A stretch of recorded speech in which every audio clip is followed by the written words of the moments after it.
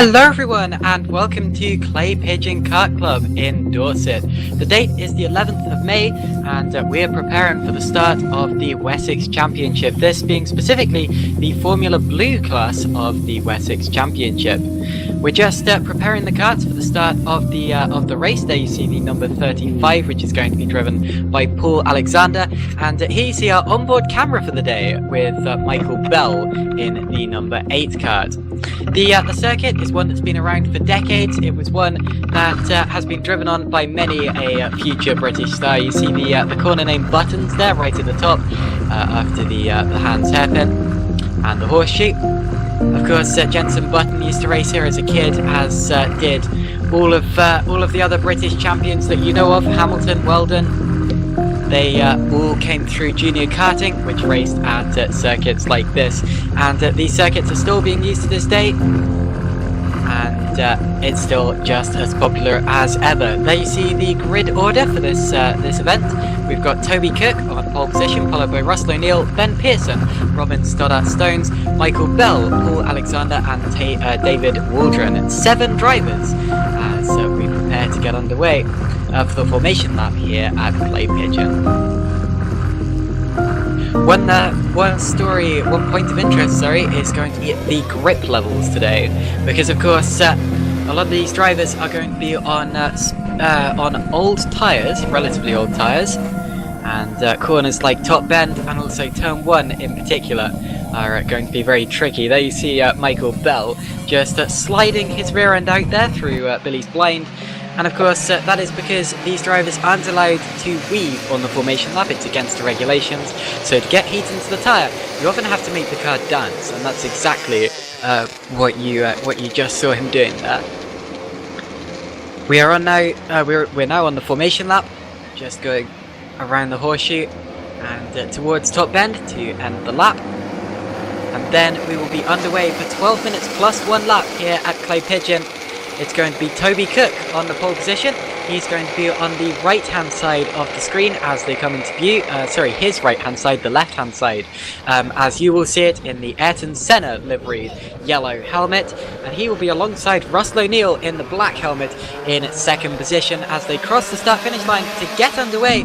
It seems to be Ben Pearson attempting to get through into that 3rd position, and also Robin Stoddart-Stones trying to come through as well alongside him, but will emerge from that in 4th position. So Cook leads from O'Neill, then Pearson and Stones as it stands, and it appears that they've all got through the first couple of corners cleanly, so that's nicely done.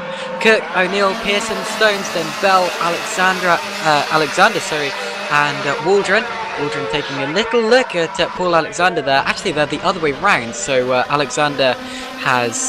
Waldron has got ahead of Alexander on that opening lap of the race, and that is the main change to the order as they complete the lap, but all through it cleanly despite the lack of grip. Now we're on board with Michael Bell in the number 8 kart as he sees that's Robin Stoddart-Stones up ahead of him, who goes wide there at the Han hairpin, and of course that's probably because there's a bit of a lip there on the inside of the hairpin. You have to stick it right to the apex, otherwise you do end up tending to slide and slither wide, and that's exactly what you just saw happening there to Stoddart-Stones, but keeps it on the road and it keeps it in 4th position. Up the hill we go, and then towards the dip. And by the time we get to the hairpin, actually the Han hairpin, we are at the lowest point on the track, and the drivers with long gear ratios, so a long sprocket, will often struggle to get out of the hairpin slightly. As a result, it's important to find exactly the right sprocket position in the setup. You have less play with it here than you do at say Rissington, where we were last time out. Oh, spin there for David Waldron. David Waldron in the number 14 kart, suddenly coming into view backwards. Now we didn't see how that happened, but big spin for Waldron, and hopefully he hasn't worn his already worn tyres any more than had already been done. he has lost his 6th position in all of that, so that means Paul Alexander is now up into 6th place, and David Waldron is down into 7th. But now have a look at Michael Bell as he goes alongside Stoddart Stones through turn 1. He's going to try to hold it on the outside towards Billy's blind on the inside, and makes it stick. Nicely done there for Michael Bell. And of course, the trick with that one was just to be brave around the outside of turn 1 and risk it despite the low grip levels as Stoddart Stones comes back at him with a late move, but doesn't pay off.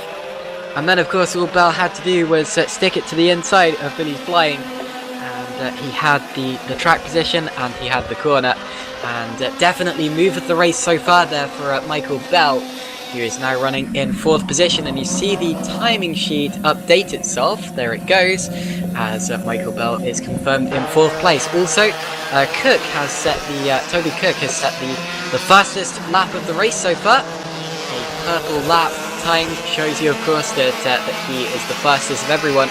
But take a look at that lap. It's a 36.7. We're expecting the cars to get a whole second faster tomorrow on the Sunday on fresher tyres. So Cook at the top for now and goes fastest again with the next lap time. Really pushing on as he does the late Ayrton Senna pride with his Ayrton Senna liveried helmet. And look at Stoddart Stones, who is absolutely not done with Michael Bell yet over that 4th position. As they all come through for another lap of racing towards the Han hairpin. And yeah, the race definitely not over yet. Just look at how the top 3 have broken away from the rest of the pack, though, with Cook and O'Neill slightly breaking away from Pearson in 3rd place, although all 3 of them, of course, breaking away from the fighting Bell and Stoddart Stones. And of course, you do lose a lot of time through fighting in karts, of course, as karting is a very momentum-based sport, and as a result, you'll often see drivers doing exactly what O'Neill is doing right now, just biding his time, and he may very well launch an attack towards the end of this race, but just biding his time for now as they extend their gap and get away from Pearson, Bell, Stoddart Stones behind them, and get that buffer for the time being, that safety margin. 7 minutes of this race and out of the 12 before we get the final regulation lap. And it's still Cook leading from O'Neill, then Pearson, Bell, Stoddart Stones, Alexander and Waldron. 7 out of 7 drivers. And the main fights to look out for still, well, surely the main one is that one there, as Stoddart Stones does take a very different line to Michael Bell, and that's the attacking line, just showing himself to Michael Bell, trying to unsettle him, but Bell staying strong for now. Meanwhile, O'Neill sets the fastest lap of the race that last time around, meaning that he is charging and is trying to take chunks of time back out of Cook. So far, I'd estimate that gap to be about half a second, so really not that much in it. But Cook from O'Neill still coming in, I think. Actually, not on that last lap. Whatever the case, it's still very, very close between the 2 of them. In fact, the last laps are only separated by 400 of a second, so it really didn't make much of a difference. And they continue to run in that order. Let's have a look at Bell and Stoddart Stones. They just shot through the shot there. That's hard to say, especially when you've been talking about Stoddart Stones. But whatever the case, their gap I'd estimate to be about, let's have a look as they come through, that's probably about 0.4 of a second, so that's closer at this point in time. And actually, Stoddart Stones 1/10 of a second faster on that last lap. Of course, we do have a range of chassis and engine designs on the grid here today. And although all of them, of course, stick to Formula Blue specification. I'm interested mainly by the engines, as they are, of course, two-stroke engines which produce over 16,000 RPM. Just phenomenal for something of that size, to be honest. It's amazing to see, and yeah, sounds great, drives great. These karts are a lot of fun to drive, and a lot of fun to watch as well.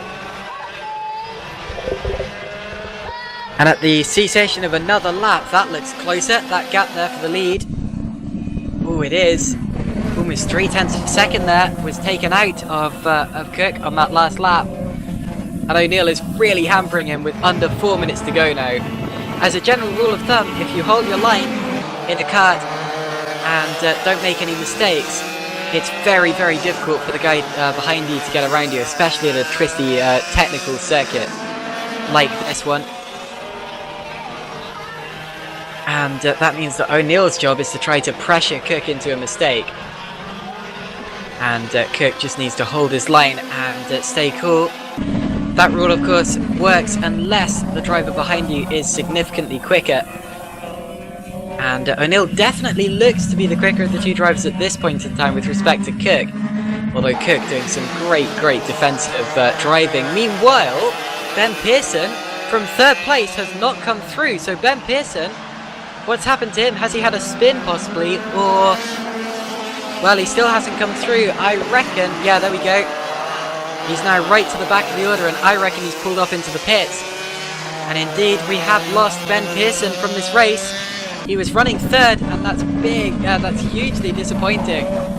Of course, a very similar thing happened to Anthony Cleal back at Rissington. But when he dropped out of the podium positions, but now it's happened to Ben Pearson, and that's gutting. What a shame for Ben Pearson, and that elevates Michael Bell and Robin Stoddart-Stones up into third and fourth positions. And of course that just adds that extra edge to their fight. It makes it over a podium position. And of course, everyone wants to finish on the podium. Extra bragging rights, of course. An extra position. And, of course, extra points as well. So anyway,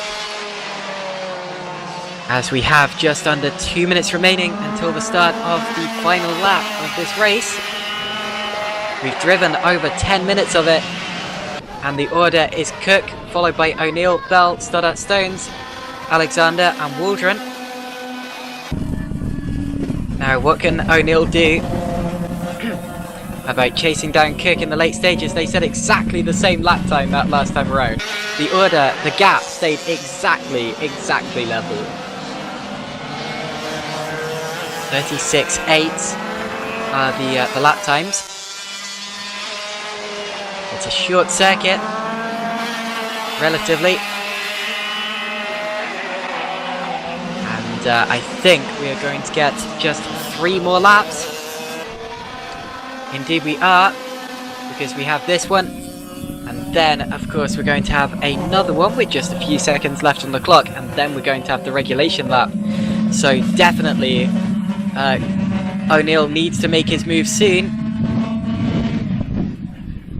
And the time is very much running out here at Clay Pigeon. I'd say the gap is still about 0.2 of a second as they head towards top end for another tour, and towards the penultimate lap of the race. It's definitely close. On the last lap, Neil was about half a tenth of a second faster. This time around, he's about 1.5 faster, and did have a look there through Billy's blind. A slight look. Is he going to be close enough heading towards Han Hairpin? Not close enough. But possibly next lap, that's going to be his best opportunity. He needs to just stick with Cook and line himself up for that hairpin. That's going to be his best opportunity, unless he can do a Mike Bell and stick with him into Billy's blind. Well, here comes Billy's blind as we go on to the final lap of the race. It's not close enough there, but look how close he gets. What about down into Han Hairpin? It looks as if Cook's pulling away on the entrance, and he takes a look to the outside, does O'Neill, possibly attempting a switchback, but it's probably going to be too late as we head through the horseshoe.